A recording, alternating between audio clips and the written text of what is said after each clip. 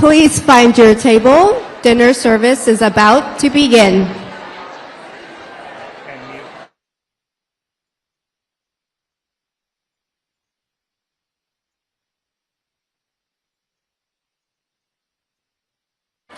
Please find your table. Dinner service is about to begin.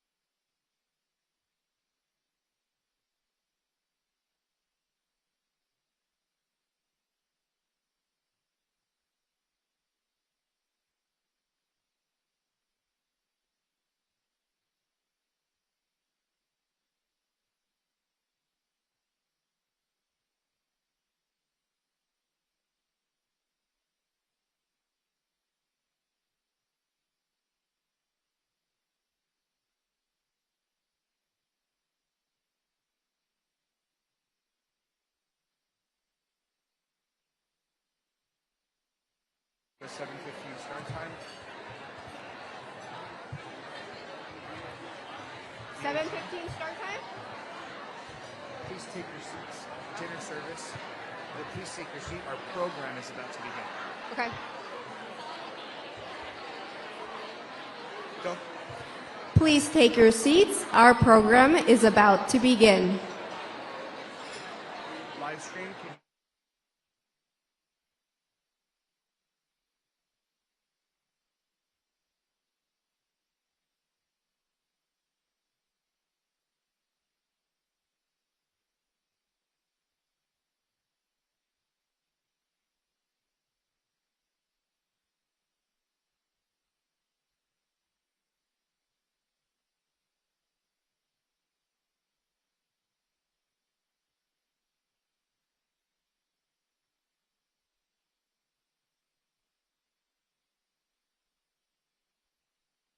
Flash right after the VOG.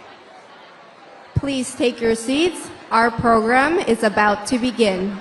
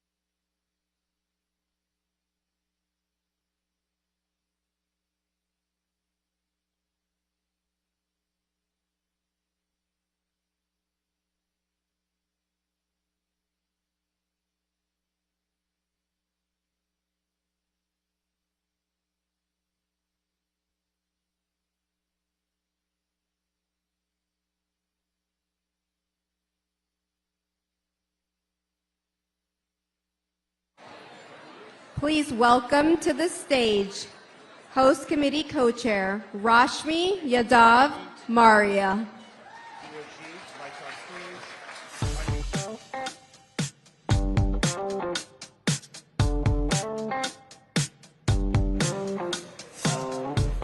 Good evening, everyone.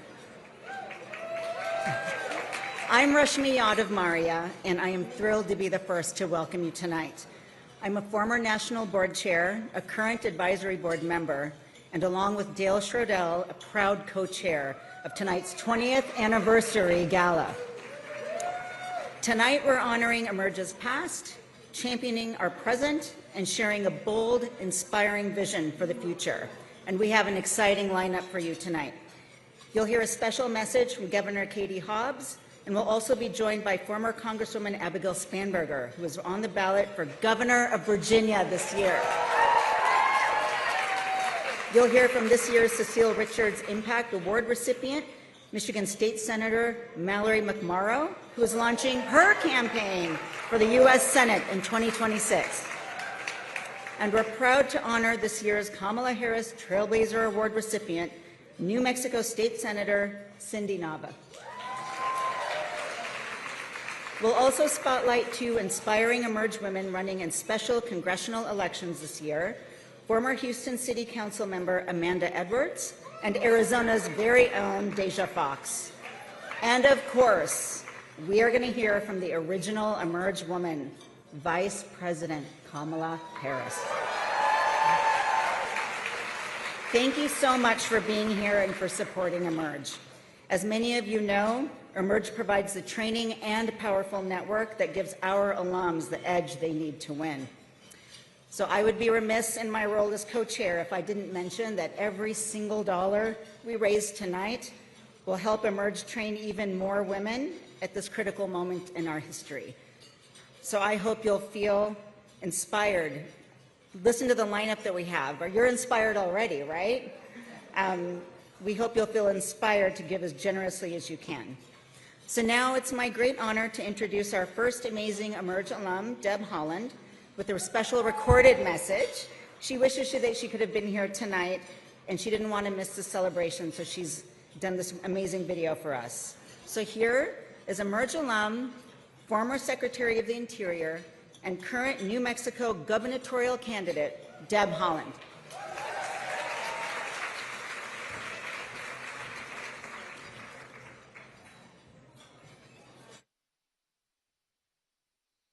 Hello, Emerge. Thank you for preparing this event, along with the mentorship and programming you provide for our nation's future leaders. For over 20 years, Emerge has been a fierce fighter in the race for women to have leadership. You have supported and empowered us in positions ranging from the local school board to the U.S. Senate, and yes, even the President's cabinet. Through intensive training and educational programming, you have been able to create a network for future and current candidates to run, knowing that they always have someone in their corner. I am an alum of the first Emerge New Mexico class. Little did I know that by going through the program, I would have the tools to break many state and national barriers that women have faced for generations. During my time, I gained the unparalleled knowledge and experience to help candidates and my own candidacy. This program truly empowered me, and I gained a network of fierce women who are all working to support each other. Since then, I've served in many positions, from chair of the New Mexico Democratic Party to U.S. representative for my state's 1st Congressional District, all the way to serving as the U.S. Secretary of the Interior. Now I'm running to be the next governor of New Mexico. But it's not me. Emerge has helped flip New Mexico State House to blue and turn other state houses pink. And now a majority of the legislators elected in New Mexico are women. Emerge has truly changed the game. Their comprehensive curriculum not only offers support and campaign strategies, but they've gone the extra mile to ensure that they are partnering with local communities to understand what will and won't work. We've seen just how effective their efforts have been. I mean, look at everyone in this room. We're living in a world with the fruits of these labors, but the fight is not over. We women make up about half of the population of the United States, and yet we are underrepresented in all branches of government. We need democratic women, people in high places making decisions that include everyone, rather than the catering millionaires and billionaires who just want to make tax breaks for themselves. We need diverse voices vetting our choices. So I encourage you to run for office, represent your communities, lead the ladder down for those who come after you. Thank you again to those involved with the legacy of Emerge. Women have opened doors for themselves and others through this amazing network. Emerge understands the importance of creating pathways for women in politics while sustaining a culture of lifting as we climb. They have empowered thousands of women to lead, so thanks to all of you. Please welcome Host Committee Co-Chair Del Stradell.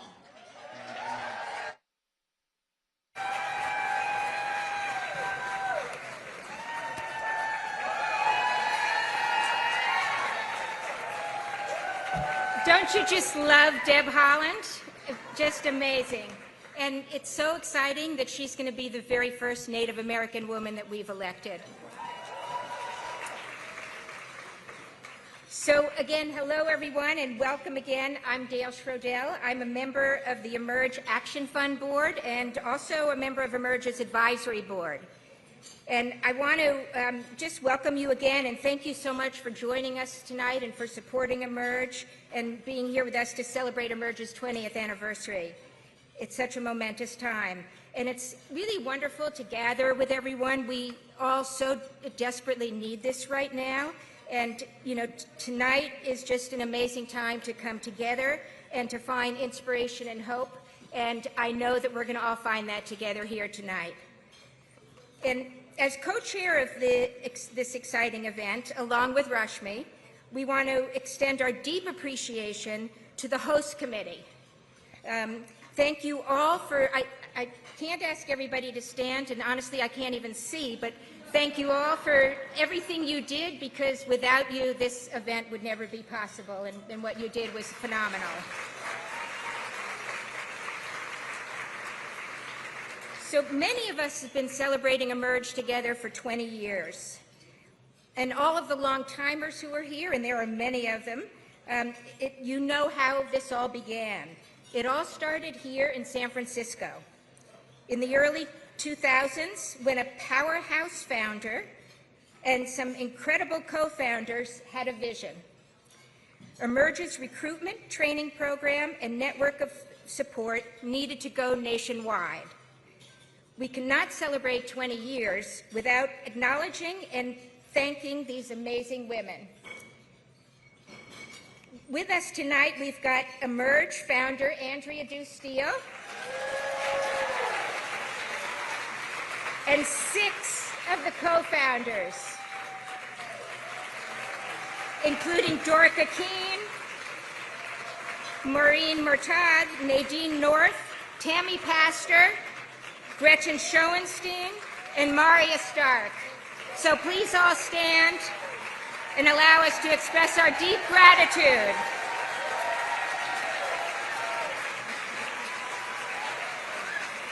Thank you all so much for your incredible leadership. Your vision is of what was possible back then, and your hard work and dedication in bringing Emerge to life blazed the path that's led us to tonight. And we are so grateful for that, celebrating 20 years of building the largest network of women elected officials and candidates and transforming the face of government. And I have to add, we've only just begun. So tonight we're here to celebrate and to also look forward and power the next 20 years. As Emerge's biggest and most important fundraiser of the year, tonight's gala will help fuel our work ahead and allow us to continue to build the bench and make the greatest impact in elections this year, next year, and in the years to come beyond.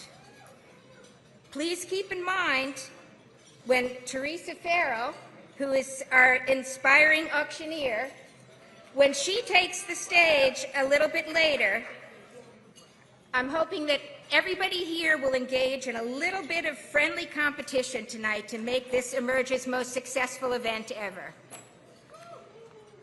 And it is now my great honor to introduce you to Emerge's President and CEO, Ashanti Golar. Ashanti has been in the Emerge family since 2006, when Emerge Nevada was founded in her home state. She went from sitting on the Emerge Nevada Board of Directors to becoming the political director of Emerge in 2016. As political director, Ashanti expanded Emerge's strategy to include the South, seeing it as a fertile ground for Democrats. And what we have accomplished since Ashanti became president of Emerge in 2020 is just nothing short of remarkable. Ashanti led the organization in pivoting to center women of the new American majority in this work. Black, brown, and indigenous women, women of color, LGBTQ+ women, young and unmarried women.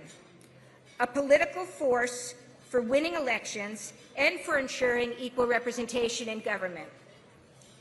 This is why we're all gathered here tonight, to honor our past, celebrate our present, and to commit to our future. And the extraordinary woman who will lead us to the future is Ashanti Golar.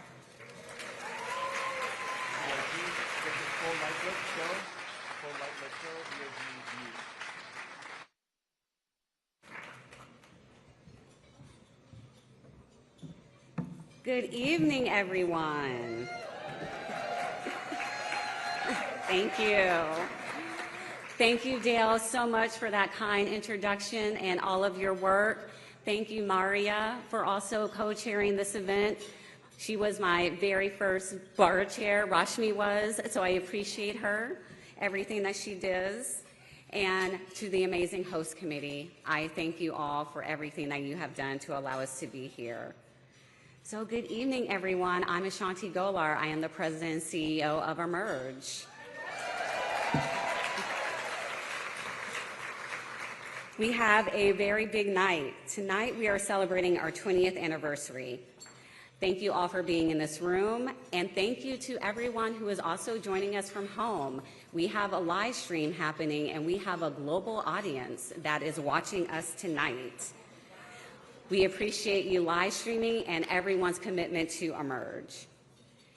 It truly has been a pleasure to work for this organization since 2016, but to also be a co-founder of our Emerge Nevada affiliate since 2006. So I pretty much have been around from the beginning. And now, at 20 years, we get to celebrate the fact that we have now trained over 6,500 women to run for office through our signature training programs. That's the first time we're announcing that tonight. And of course, we have over 1,200 alums serving in elected office across the country. And I am so thankful to have the original Emerge woman, Kamala Harris, who is going to be joining us tonight. I know everyone is so excited to hear from VP. But before we continue, I do want to take a moment to recognize the women in our network. Would all of the Emerge women in office please stand to be recognized?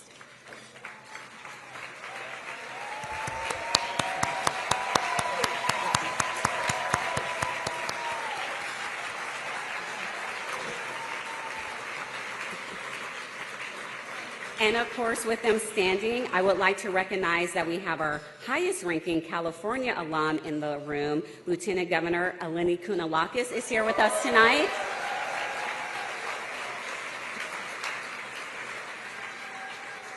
And perhaps you're not an alum, but you are a FOE, friend of Emerge.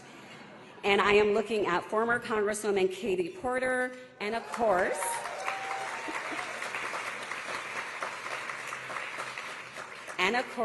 the iconic Mayor-elect Barbara Lee.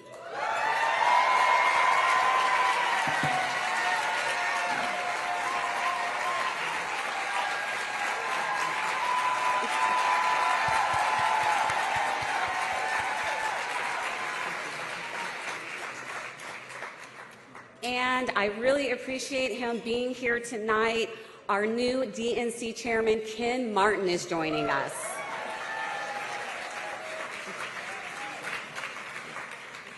Now, would all of the Emerge alums in the room please stand to be recognized?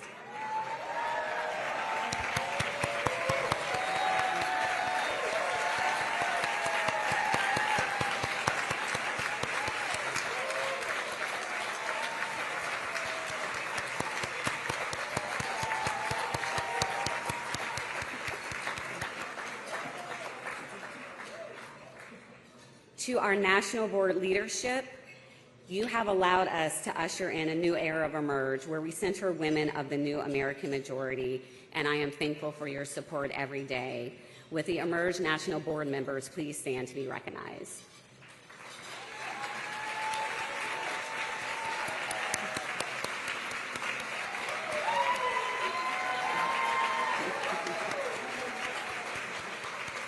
We also have several of our advisory board members in the room. Would they please stand to be recognized? Rashmi, Dale, we have Gretchen. So many of you. And of course, I do not do this work alone. Not one alum recruit, not one training, not one education event, not one woman on the ballot would happen without the amazing, incredible staff that I get to work with every day. None of this tonight would have happened without all of their hard work and dedication. Will everyone on the Emerge team please stand to be recognized?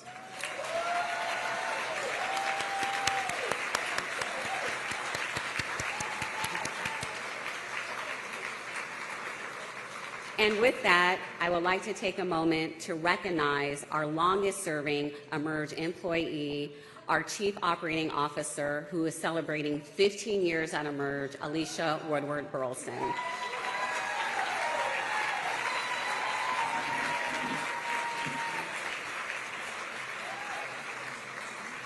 Alicia, I love you so much, and I would not be able to do this without you. Now, I'd just like to take a moment of personal privilege and briefly reflect on my time leading Emerge. Many of the organizations that were doing this work when we started are no longer around. We have not only survived, but we have thrived. And it's not only because of the fantastic team that we have and the support from everyone in this room and everyone watching, but because we always remain grounded in our values. That is what has enabled us to reach 20 years. Standing in our values means not only recruiting and training union women to run for office, but working with union vendors. That's why I want to take a moment to recognize the servers that helped set up from Unite Local 2.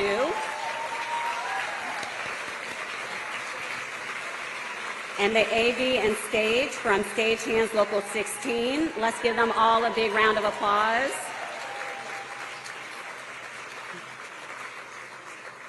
I'm very fortunate to do this job during this time because our women in office continue to inspire me every day, and it's an honor to lead our team of women across the country, training and developing the next generation of leaders in our country. So I have to say thank you all for believing in my leadership, for trusting me to re-envision Emerge as an organization, for trusting me to set a bold 15-year vision to help lead our movement, for trusting me to innovate new trainings and programming that have never been done before in politics, but have moved the needle in states across the country in ways that we never could have imagined. All of this has led us, in 5 years, to not only become the largest network of Democratic women elected officials and candidates, but we can officially say we are the largest network of women elected officials and candidates in the country.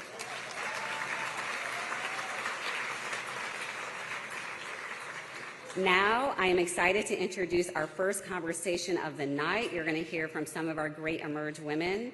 Please welcome to the stage to join me, Emerge Virginia alum, former Congresswoman, and candidate for Virginia Governor, Abigail Spanberger.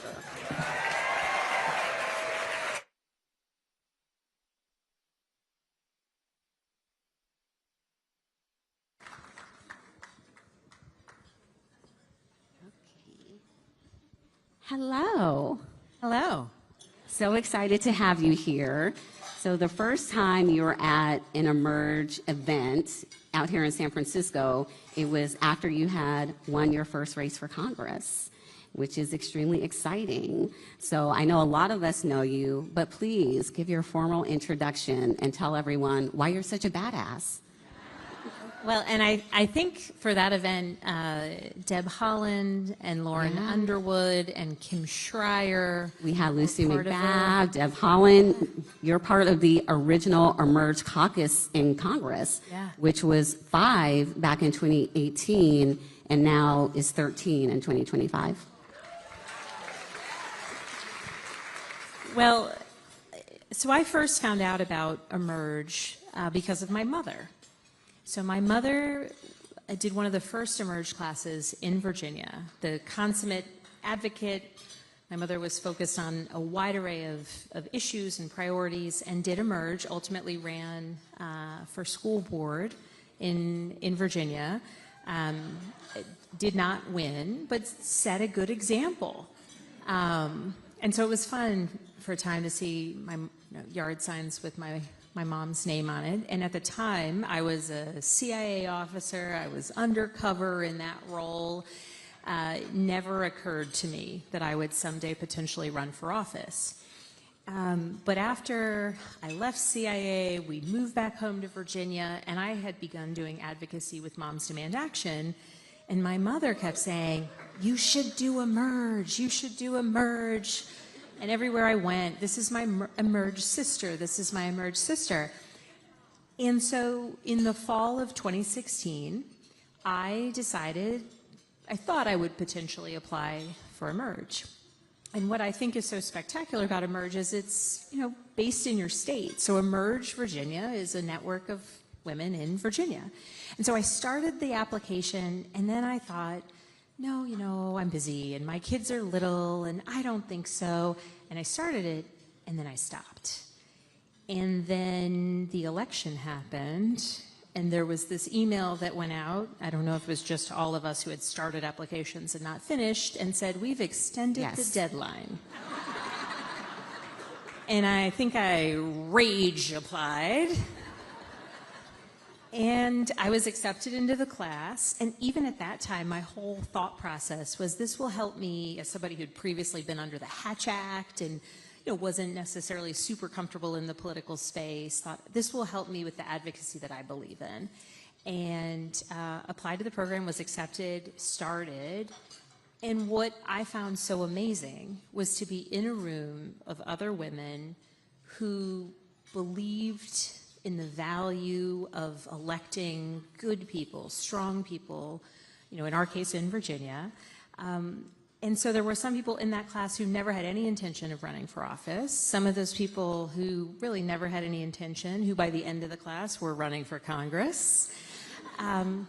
But actually one of my Emerge sisters is here today, just by coincidence. So Johanna, where are you?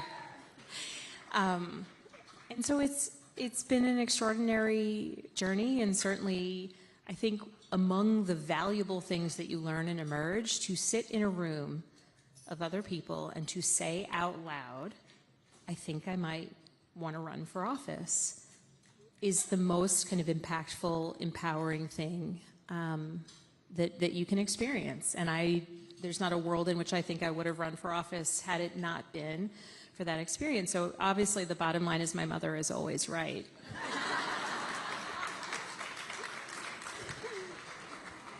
So from Congress to governor, your race is this year, and congratulations, because you just secured the Democratic nomination, so it's official.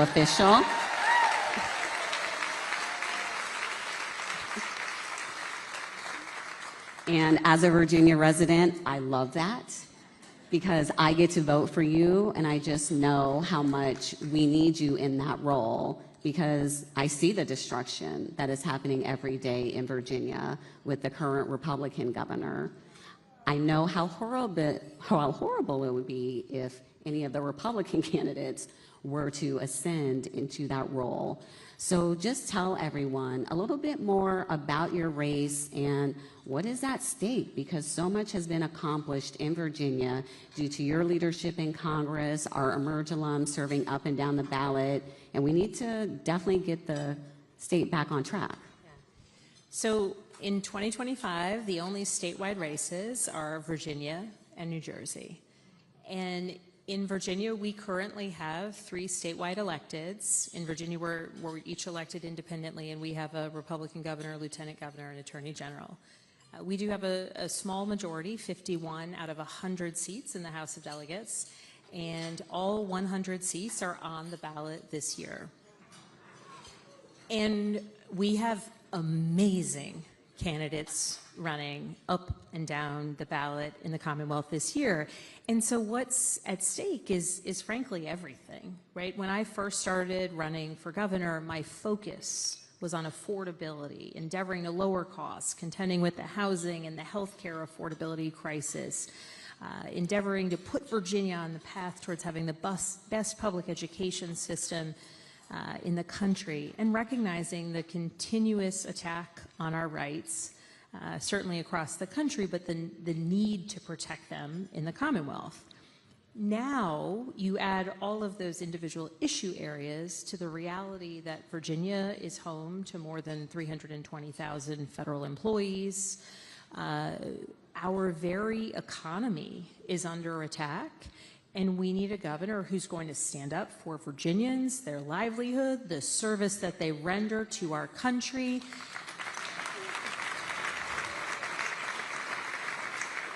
Recognizing that the federal employees we're talking about, they're researchers at the NIH, they're nurses at the VA, right? They are USDA employees who are supporting farmers and producers across our Commonwealth. This is the impact that we see. And at this time of chaos and challenge across the country, Virginia gets to be an example for what you can get right when we have good candidates running solid campaigns, endeavoring to defeat extreme ideas, ideologies, politicians who want to take public dollars out of public education, politicians like my opponent who would take us back as it relates to reproductive rights in the Commonwealth of Virginia. And so every day is a motivating day in Virginia. We will win. It's a long way between now and November.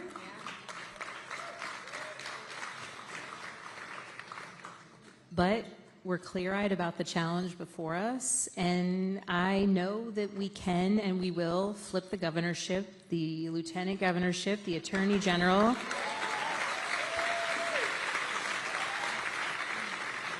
And here's the thing that's really inspiring. In Virginia, of those 100 House of Delegate seats currently held by 51 Democrats, we have 96 Democratic candidates running for election.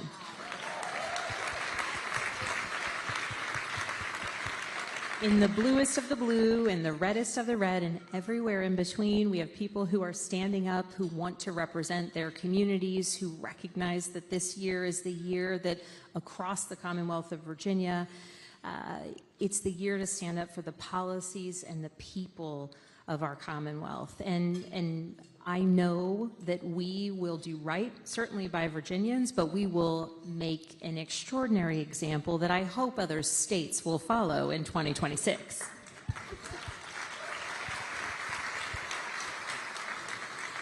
You mentioned it, your opponent, when it comes to reproductive rights, is extremely scary. Because right now, Virginia is the only state in the South where we still have access to reproductive freedom. And they have promised to take that away. That is one of their goals. You know, they try to chip where they can. We have great alums, Emerge alums who are fighting back.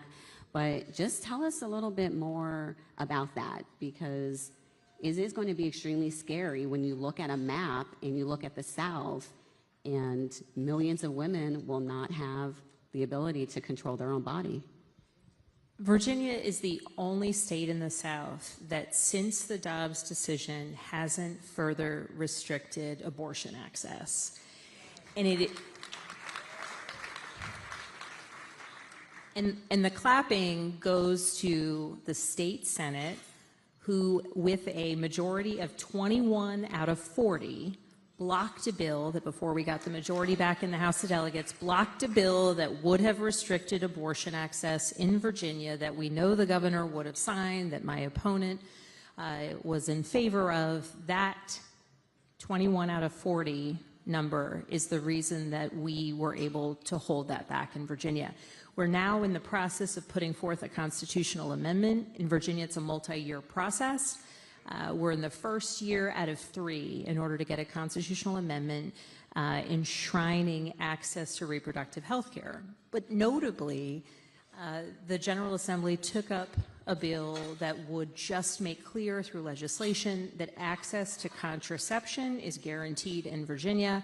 And my opponent, as Lieutenant Governor, cast the tie-breaking vote against ensuring access to contraception. Ultimately, it did pass. We ultimately got it through, but the expectation is that the governor will veto it this week, as he did last year when they passed it as well.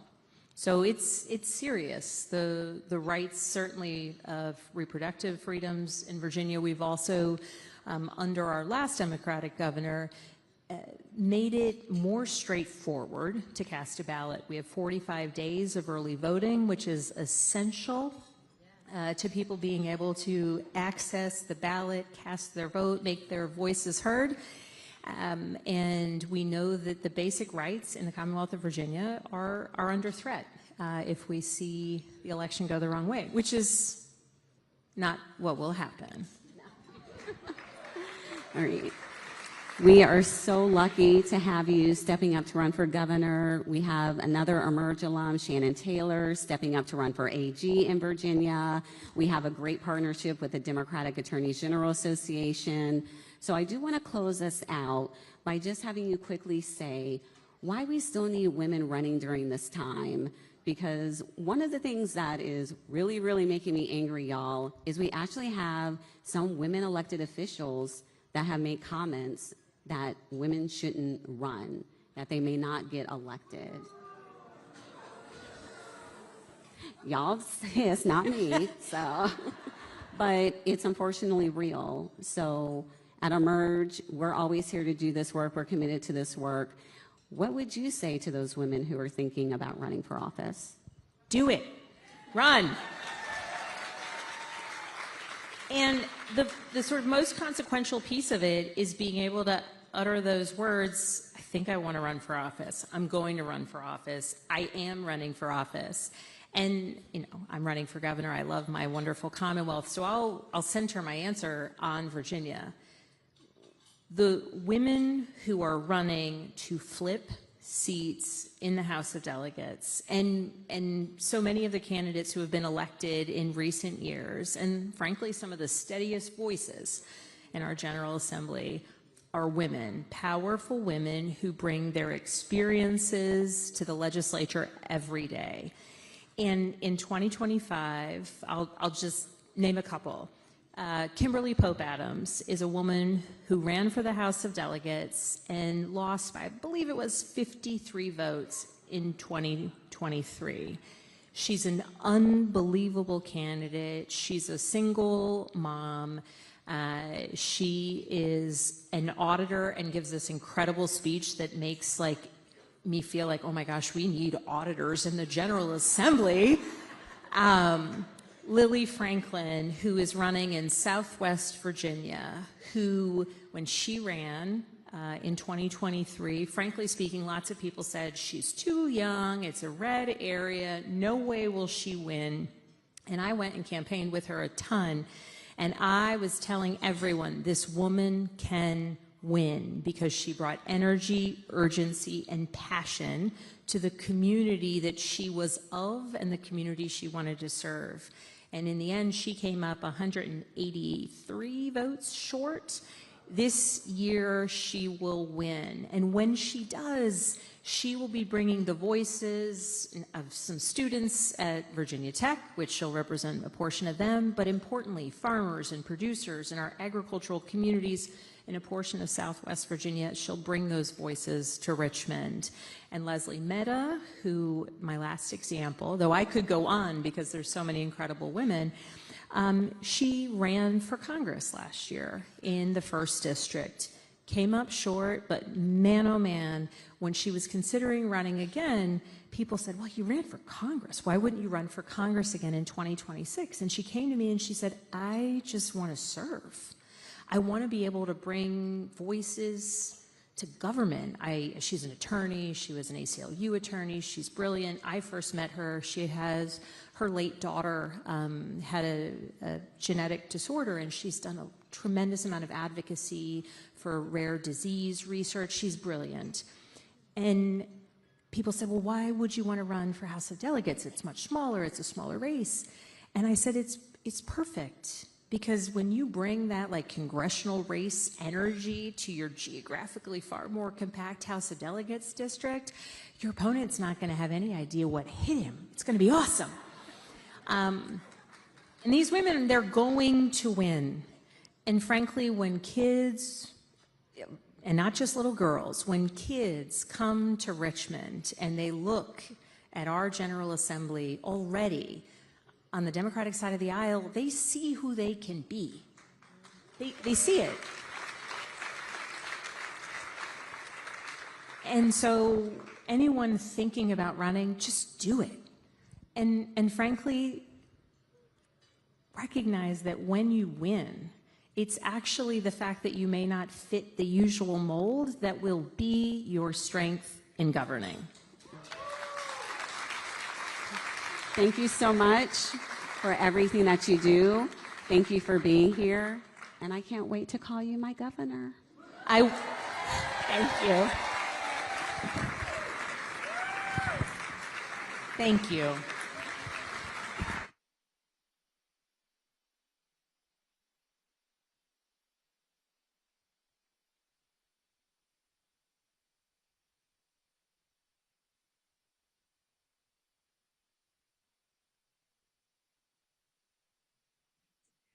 Good evening, everyone.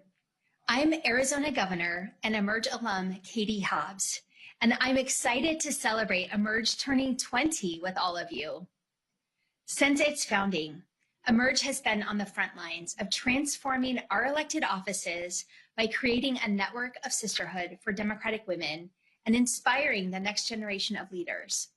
I was recruited into the inaugural class of Emerge Arizona, where I realized that if you can't change policy, you have to change the people making the policy.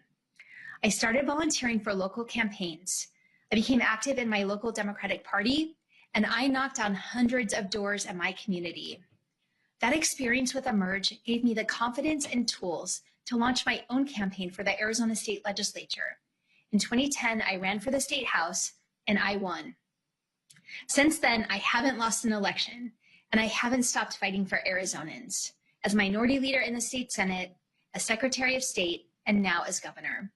I'm so proud of how much we've accomplished for everyday Arizonans in the last 2.5 years, from canceling $2 billion in medical debt for over 1 million Arizonans, to providing down payment assistance so that more Arizonans can live the American dream and buy their first homes, to protecting reproductive freedom from extremists by repealing the dangerous 1864 abortion ban and enshrining abortion rights into the Arizona Constitution. Working together, there's nothing women in power can't do. So congratulations to Emerge. And thank you so much for all of you watching tonight who support this organization. Without you, Emerge Women in Office couldn't do what we do. Here's to another powerful 20 years. Please welcome Emerge Board Member Gretchen Sisson. Hello, everyone. My name is Gretchen Sisson, and I am a proud Emerge board member, an author, an abortion researcher, and a friend and mentee of the incomparable Cecile Richards.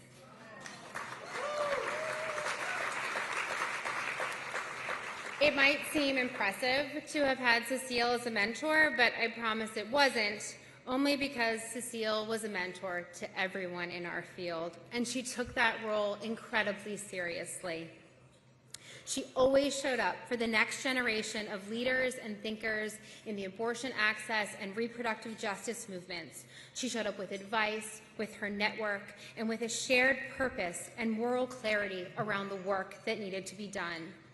She was a fearless executive, and she was a movement builder, because while she was undoubtedly a once-in-a-generational messenger, she also deeply cared about getting stuff done. And I know I'm introducing a woman from Michigan, so I could say something else, but we're going to stick with stuff for right now. Which brings me to tonight's recipient of the Cecile Richards Impact Award. As we've seen in the last 2 cycles, a lot of politicians want to run talking about abortion access, but not everyone actually wants to govern on abortion access when it comes time to deliver for voters. But in Michigan, Senator Mallory McMorrow and her colleagues decided not just to promise, but to deliver just that. After Michiganders passed a ballot initiative to protect abortion access, the Senate followed that up with the Reproductive Health Act that repealed the 1831 abortion ban, repealed the targeted regulation of abortion provider laws. You all might not know what those are. I am happy to talk in more detail than you want after the program. They repealed a law that forced patients to buy a separate insurance rider to access abortion care, and they ensured that students in their public university had access to accurate reproductive health information. These are the types of policies that not only make reproductive choice possible, but make abortion access real. And these are the type of policies that Americans need, implemented by the leaders they deserve, and they are the policies that Mallory McMorrow is going to fight for at every level of office. Mallory, I'm so proud to present you with the Cecile Richards Impact Award, and I know Cecile will be very proud to have you receive it. Thank you so much for fighting for us.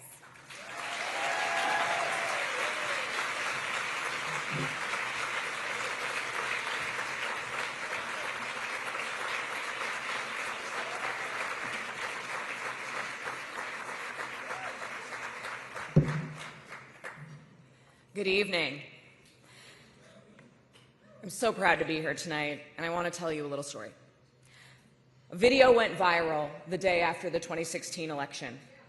It was middle school students chanting, "Build that wall," at a Latina student. They were slamming on the tables and yelling. That was at Royal Oak Middle School, which was my polling place the day before, where I stood in line hoping to end Trump's hopefully brief journey into politics by electing our first woman president. Then, when that didn't happen, I did the only logical thing I could think to do up next. I Googled how to run for office.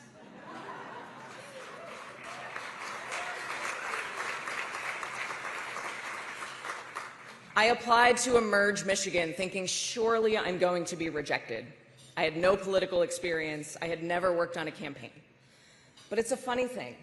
When you raise your hand, you tend to be called on. What struck me about the women in my Emerge class wasn't the ambition. Not one said, "I was born to be in it."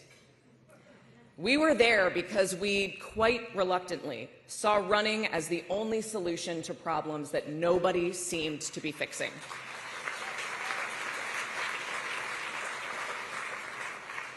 A black woman in her 70s from Detroit said she'd lived through the '67 riots and had never seen things as bad as they were today.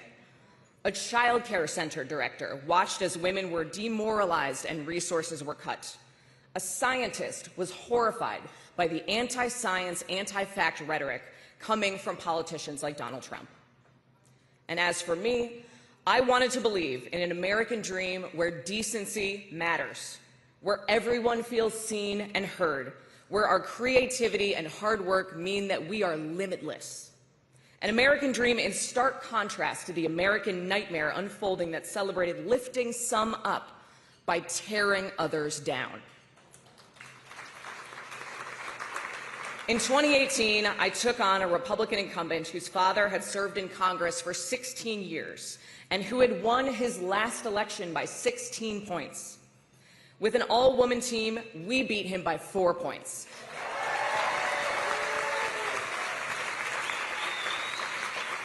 Swinging the district 20 points and breaking the Republican supermajority in the Michigan State Senate. Then in 2022, after a floor speech of mine went viral, I raised millions of dollars for other candidates running for state senate, and we helped flip the state senate for the first time since 1984.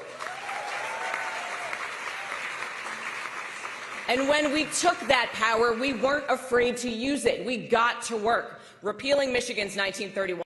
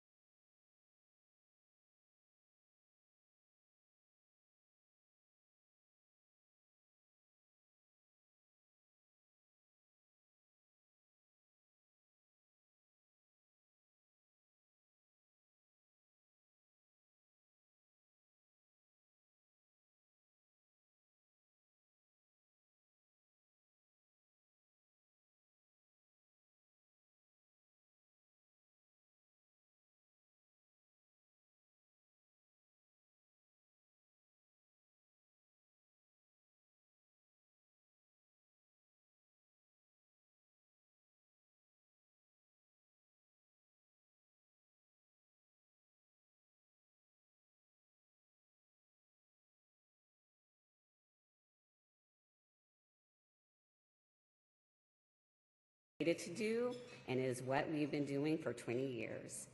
She has spent a career in public service fighting for the people of California as Attorney General and U.S. Senator, and then we got to watch her fight for all of us as our first woman Vice President.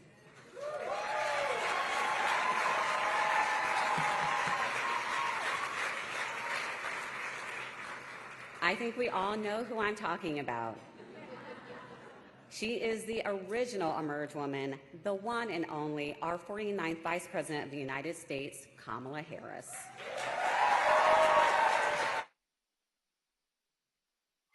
Just a moment.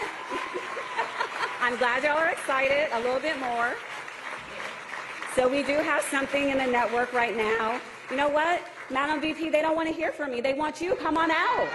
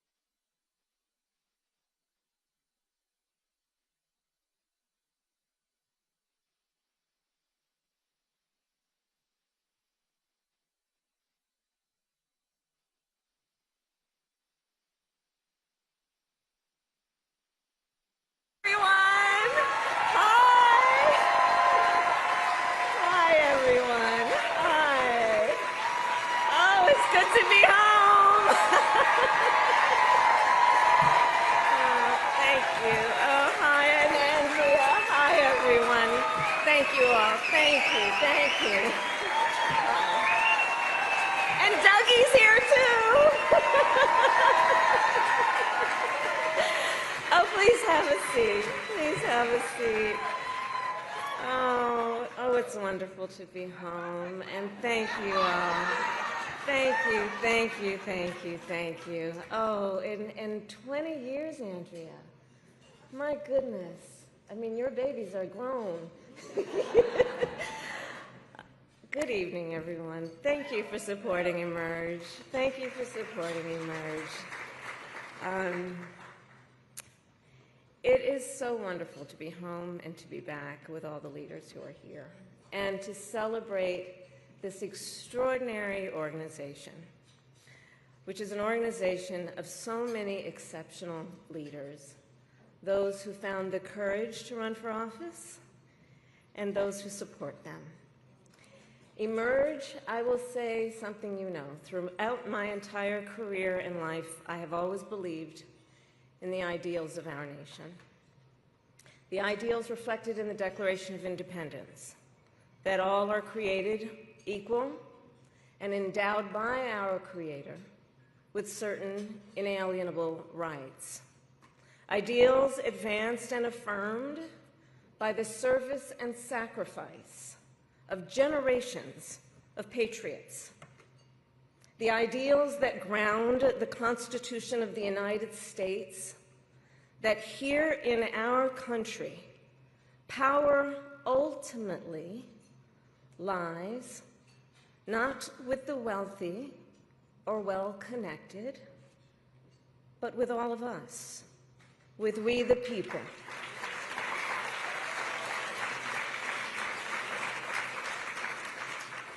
Now, of course, I recognize that America has never fully lived up to these ideals, that for all the gains we've made, the American dream has for decades been slipping further out of reach for so many, and that the American people deserve leaders who make their lives better and make our country stronger.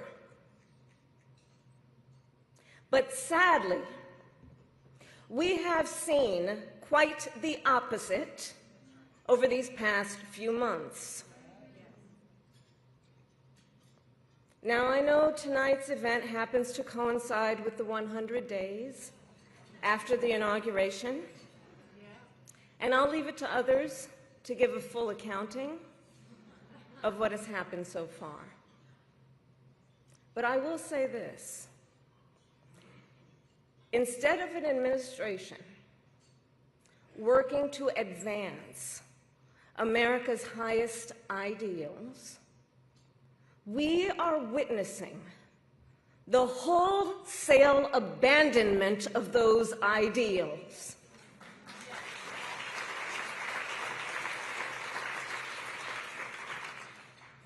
And what we are also seeing in these last 14 weeks is Americans using their voice and showing their courage. We all know President Trump and his administration and their allies are counting on the notion that fear can be contagious. They are counting on the notion that if they make some people afraid, it will have a chilling effect on others. But what they're overlooking, what they have overlooked, is that fear is not the only thing that's contagious. Courage is contagious.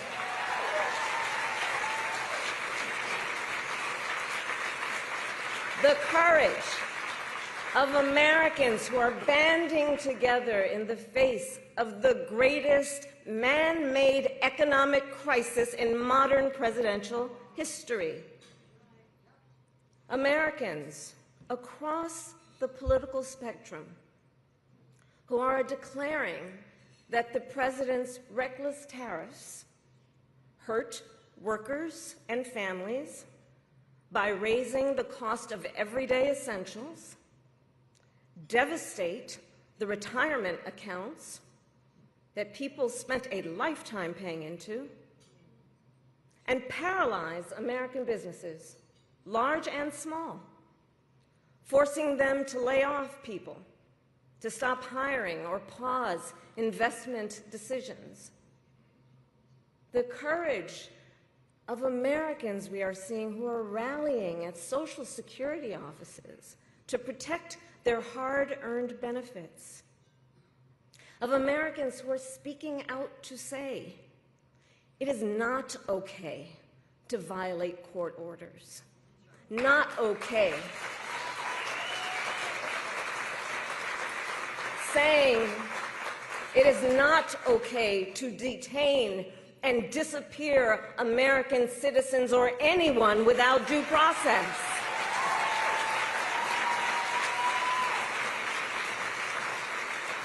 the courage of judges to uphold the rule of law in the face of those who would jail them, of universities that are defying unconstitutional demands that threaten the pursuit of truth and academic independence.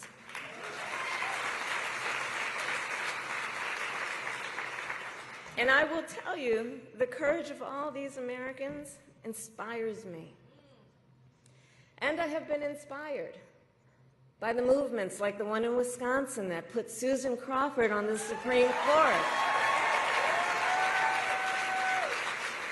by the State of the People Power Tour that is aiming to ignite a grassroots movement to lift up voices and advance freedom and justice, and by leaders across the spectrum, including congressional leaders like Cory Booker, Chris Van Hollen, Chris Murphy, Jasmine Crockett, Maxwell Frost, AOC, and Bernie Sanders.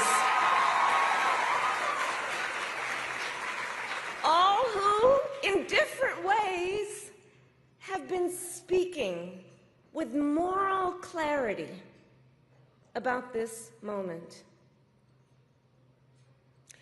So here's one of the other things I wanted to talk about tonight and to highlight. So look, some people are describing what's been happening in recent months as absolute chaos. And of course, I understand why. And it's certainly true of those tariffs. Tariffs that, as I predicted, are clearly inviting a recession. But friends, please let us not be duped into thinking everything is chaos. I know it may feel that way, but understand what we are in fact witnessing is a high-velocity event where a vessel is being used for the swift implementation of an agenda that has been decades in the making. An agenda to slash public education. An agenda to shrink government and then privatize its services. All while giving tax breaks to the wealthiest among us. By the way, an agenda that is not lowering costs, not making life more affordable, and not what they promised. It's an agenda, a narrow, self-serving vision of America,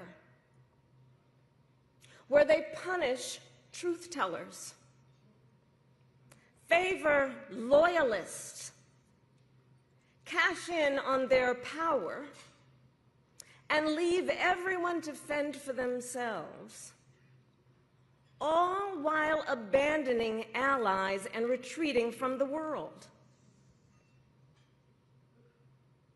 And folks, what we are experiencing right now is exactly what they envisioned for America. Right now, we are living in their vision for America. But this is not a vision that Americans want. We are living in a moment when the checks and balances upon which we have historically relied have begun to buckle.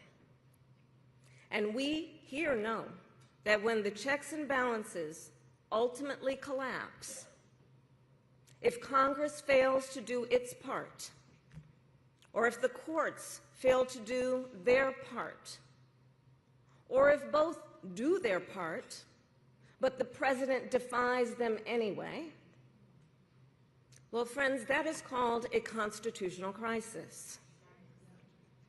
And that is a crisis that will eventually impact everyone. because it would mean that the rules that protect our fundamental rights and freedoms, that ensure each of us has a say about how our government works, will no longer matter.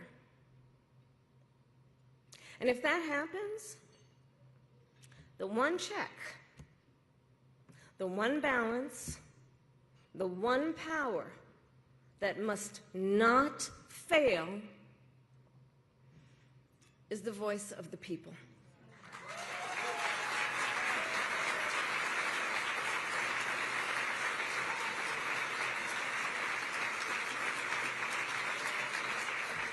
And look, right now I know a lot of folks are wondering what's going to guide us through this moment. How are we all going to figure out how to chart the course? But that's not a reason to throw up our hands. In fact, please allow me, friends, to digress for a moment. Okay. It's kind of dark in here, but I'm asking for a show of hands. Who saw that video from a couple of weeks ago, the one of the elephants at the San Diego Zoo during the earthquake? Google it if you've not seen it. So that scene has been on my mind. Everybody's asking me, what you've been thinking about these days? Well, so in the video, for those who haven't seen it, here those elephants were. And as soon as they felt the earth shaking beneath their feet, they got in a circle and stood next to each other to protect the most vulnerable. Think about it.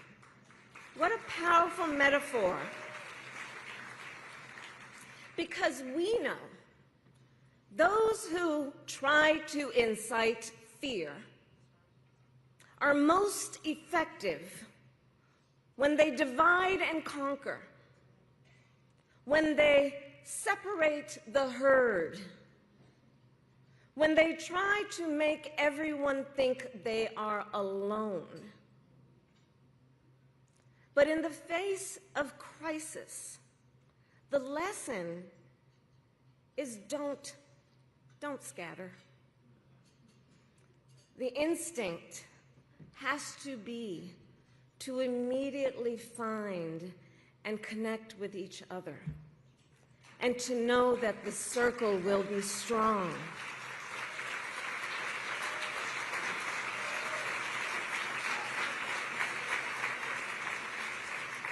So I'll end with this. I am not here tonight to offer all the answers, but I am here to say this. You are not alone, and we are all in this together. And straight talk, things are probably going to get worse before they get better. But we are ready for it. We are not going to scatter. We are going to stand together, everyone a leader, and emerge. You have a special role to play. Organizing is as important as ever.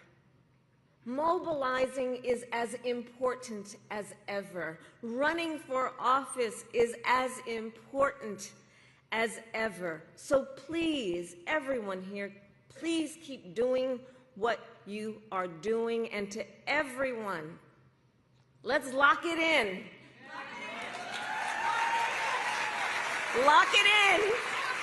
Gear up for the hard work ahead. And please, always remember, this country is ours. It doesn't belong to whoever is in the White House. It belongs to you. It belongs to us. It belongs to we, the people. Thank you. God bless you, and God bless America. Thank you all.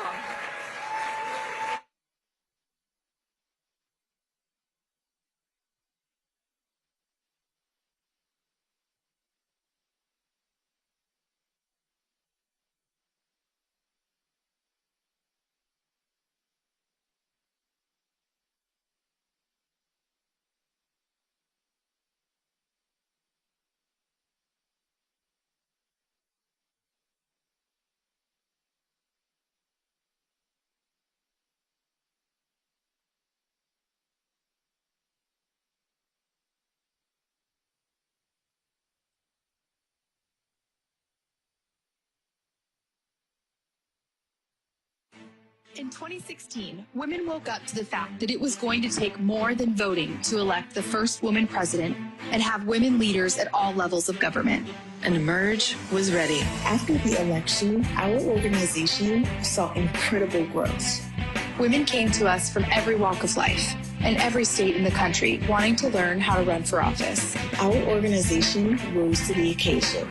In the next few years, we grew from 16 to 27 states. In 2018, we elected our first 5 members of Congress. Emerge alums made Nevada the first majority woman state legislature. We flipped Colorado, Maine, and Connecticut in 2018, and Virginia in 2019. We elected Emerge's first woman governor in Guam, showing the reach of our network. Then the world stopped. The coronavirus forcing millions more Americans into virtual lockdown. And we had to pivot. But Emerge was ready. We were the first organization to come out with campaigning through crisis. We showed women how to win campaigns, despite social distancing and stay-at-home orders. And Emerge grew.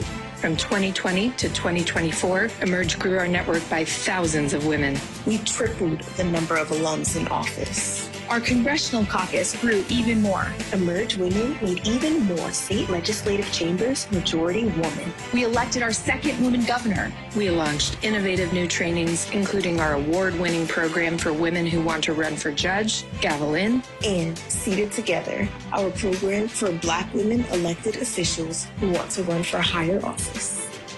Donald Trump has been elected president. Mass layoffs of federal workers, the largest deportation program in American history. Massive tariff hikes. But Emerge is ready. Emerge is ready. Emerge is ready.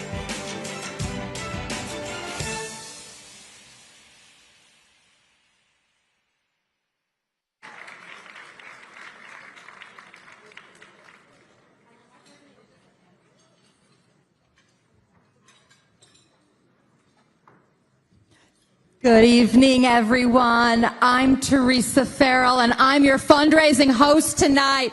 Who wants to have an impact right now? Because I am so fired up. Thank you so much, Vice President Harris. Thank you, every speaker up here tonight, and thank you to everyone here in this room. I can think of few things that take more courage than putting your name on the ballot. Thank you to the women who do and the women who lift those women up. Thank you.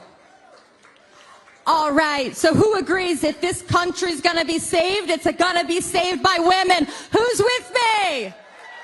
Yes, and no one is doing it like Emerge. Emerge is crushing it. So tonight, I am going to ask you for 3 things. The first of those 3 is time. Can you stick with me for, say, 10 minutes? Can you do that? 10 minutes to get the next generation of women in office. Are we in for that? Thank you. All right, and just as VP Harris was saying about what's contagious, you know what else is contagious? Is energy. Your energy in this room is contagious. So I'm going to ask that you all stay with me. And when somebody pledges, what do? Yes, we cheer louder. We cheer. Yes, that actually releases oxytocin, the bonding hormone, further connecting us. And all of you watching virtually, I want you cheering too, even if you're alone in your own living room. Let's shake the ground. The third thing I will be asking you all for is money. Yes, because money moves power. Emerge is funded almost entirely by individuals, just like you and me. So hear me when I say it takes all of us. Every single gift matters. All right, you were all given a paddle when you came in. Can you find that paddle? Let's get to it. Find that paddle, please. Everyone get your paddle and wave it at me, please. All right, I'm seeing those paddles. Those are beautiful. Great. Okay, I still need some more paddles over here. Please find those paddles. I need more paddles. We're going for 100% participation. That's everyone at every table. Please find your paddle. This is how you can pledge. This is how we have an impact. Every paddle, shake it at me. Every table, please. That includes everyone. Wave those paddles. Yes. This is a historic evening. It's our first ever evening gala. We're surrounded by past, current, and future congresswomen, governors, judges, secretaries of state, and even a vice president. How about a photo? Yes, so get those paddles back up. I'm going to count to 3. And when we get to 3, we're going to hold the paddles up and shout, "Emerge Women." Let's go. Hold them up. 1, 2, 3. Emerge Women! Yes! Now I see you. Beautiful. Thank you so much. Okay, we have a super generous $100,000 match in our room here tonight. It's not being released to us until we cross $150,000. Do you think we can do that? Yeah, I think so too. But take a serious moment. I'm pumped, but let's take a serious moment. Everyone stay with me, please. This is really serious and a serious time. And we all came into this room tonight with a number in our head. I'm going to ask each and every one of you if you can stretch beyond that. If you can go a little bit further tonight.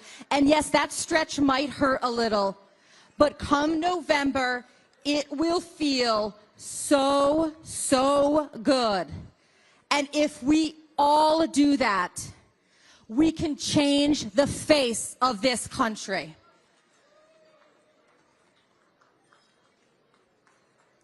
I will be starting this pledge. When you hear an amount that you can make a contribution at, please raise that paddle until I call out your number and I see you in this room. Are we ready? Are we ready to make a huge splash for Emerge?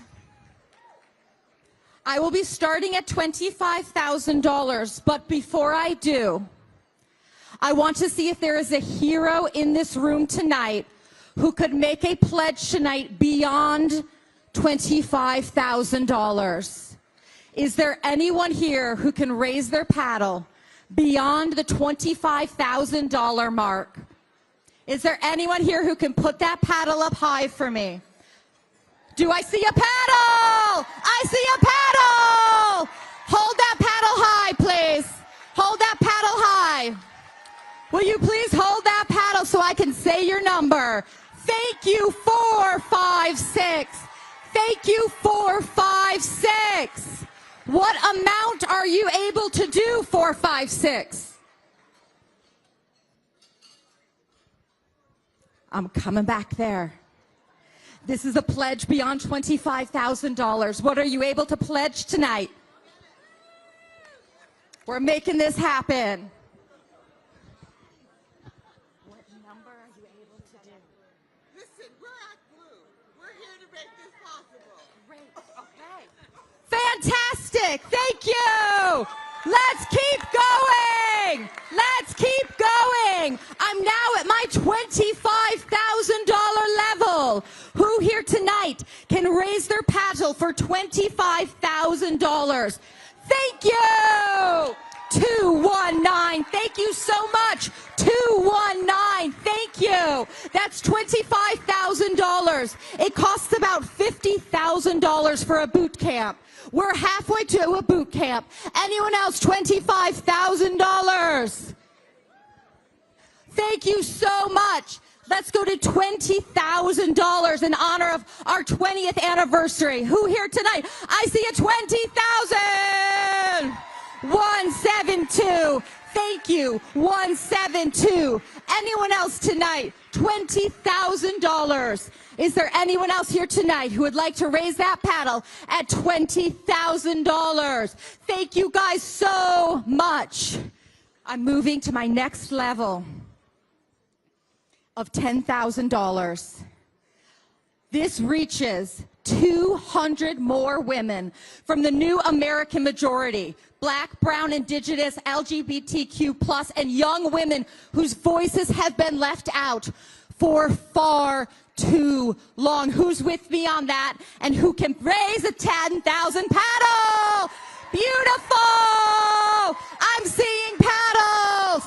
237. Thank you, 237. Keep yours up. 239. 239. 317. Thank you, 317. 416. Thank you, 416. Over here, 132. Thank you, 132. 289. Thank you, 289. Woo! 178. Thank you, 178. Can anyone else go in at $10,000? That was beautiful. Let's keep going. $5,000. Let's expand our national training programs to support more women. 117. Thank you.